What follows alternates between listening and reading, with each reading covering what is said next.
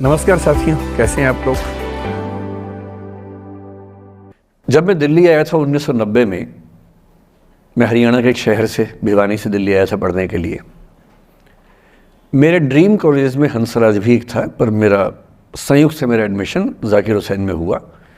मेरे अंक ठीक थे, यहाँ हो सकता था, पर मैं तो नई दिल्ली स्टेशन पे उतरा, बाहर निकला, पता लगा वहीं एक कॉलेज है, वहीं एडमिशन ले लिया मैंने। तो लोगों ने कहा कि यार कैंपस बड़ा अच्छा होता है। मैंने कहा क्या फ़र्क पड़ता है, कॉलेज कॉलेज होता है, छड्डो यही छड्डो में सिखाने आया हूँ आप लोगों को। ठीक है, स्टेशन से निकले वहीं कॉलेज है, मैंने घर जाना होगा तो आराम से कॉलेज से निकल जाएंगे, क्या रखा है कैंपस में। पर मेरा एक दोस्त जो मेरे साथ ही आया था उसी शहर से, उसने एडमिशन हंसराज कॉलेज में लिया।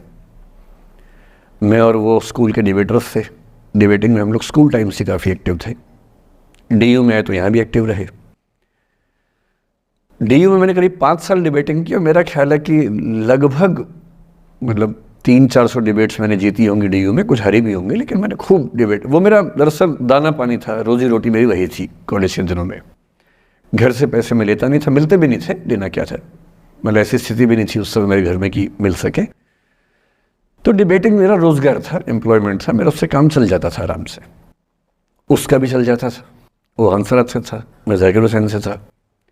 हम खूब डिबेट्स में मिलते थे। अक्सर ट्रॉफी या तो हम जीतते थे या वो जीतता था, कोई भी जीते रूम पे ही आती थी क्योंकि हम रूममेट्स थे, एक साथ ही रहते थे। वो मुझसे योग्यताओं के मामले में 21 था, बल्कि अगर वो 21 था तो मैं 15 ही रहा हूँगा या 12 रहा हूँगा, 22 या 21 तो नहीं रहा हूँगा। मुझसे बेहतर था योग्यताओं में, बड़ा अच्छा व्यक्ति था।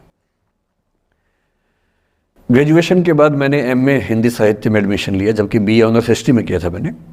उसने तय किया कि वो कुछ और करेगा, प्रोफेशनल कोर्स करेगा, नौकरी करेगा, तो वो चला गया दिल्ली से। मैं दिल्ली में रहा। फिर मैं एमए के बाद तैयारी करने लगा यूपीएससी की। तब तक मैं यूजीसी जेआरएफ कर चुका था। पहला अटेम्प्ट दिया, प्रीलिम्स हो गया। मेंस मेरा 96 के मेंस की बात कर रहा हूँ, मेंस शुरू होने वाला था, 2 दिन रह गए थे। करीब 10 दिन पहले वो मेरे पास आया हुआ था दिल्ली में, मिलजुल के अच्छे से बात करके गया था। उन दिनों उसका एक प्रेम संबंध कहीं हमारी ही एक मित्र के साथ चल रहा था। हम सब दोस्त थे, तो उनमें से 2 लोगों का आपस में एक अफेयर था। मुझे नहीं पता क्या हुआ, लेकिन मेरे मेन एग्ज़ाम से 2 दिन पहले रात को 12 बजे एक फ़ोन आया और ये बताया गया कि मेरे दोस्त ने फंदा लगा के अपनी जीवन लीला समाप्त कर ली है। वो दिल्ली से दूर था कहीं, और जिस व्यक्ति के बारे में मेरी राय ये थी कि उतना जीवट वाला व्यक्ति कोई हो नहीं सकता, जो जिंदगी से हार सकता ही नहीं, जिसके होने से कई लोग हमेशा जीता हुआ महसूस करते हैं, वो चुपचाप एक बंद कमरे में जिंदगी से हार गया। मैं आज तक नहीं समझ पाया कि ऐसा कैसे हुआ। बाद में टटोला, उसके पेरेंट्स से बात हुई, भाई से बात हुई। उन्होंने उसकी याद में एक सोशल वर्क शुरू किया ताकि किसी और बच्चे को ऐसा ना करना पड़े।